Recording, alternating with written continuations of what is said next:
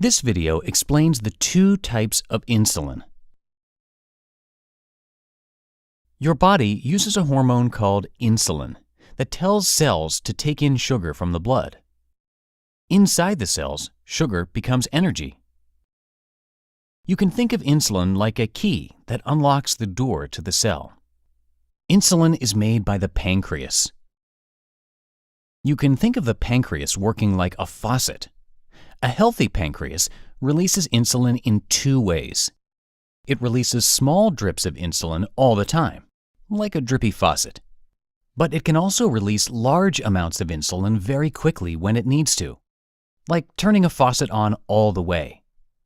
In type 1 diabetes, the pancreas stops making insulin. So, people with type 1 diabetes need to put insulin into their body. They need to get insulin into the blood. This is done using a syringe. The injection will imitate what a healthy pancreas would do. There are two kinds of insulin that you will be using to manage diabetes. One is called long-acting insulin, and the other is called fast-acting insulin. Why do you need both? First, long-acting insulin. Long-acting insulin replaces the slow drip, drip, drip of insulin. Think of what happens during 24 hours in a day. The body always needs energy.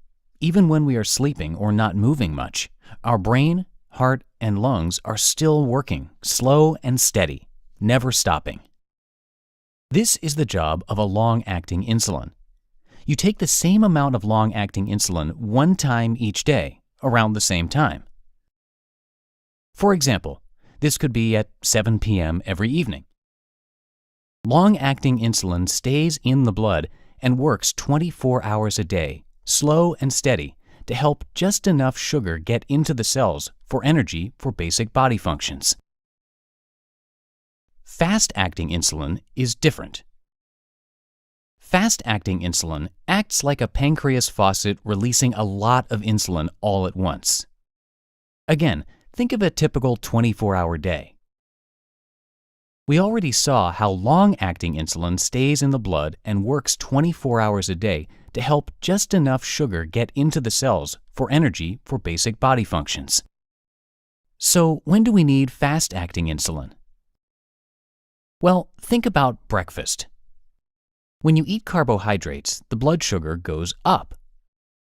So you need to get just the right amount of insulin before you eat to keep your blood sugar in the target range.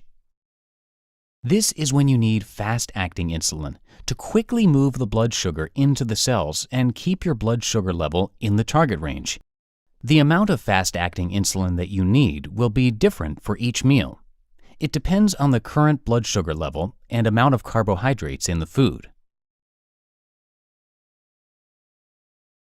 You will need both types of insulin every day to manage diabetes because these two different types work together to keep the blood sugar level in the target range.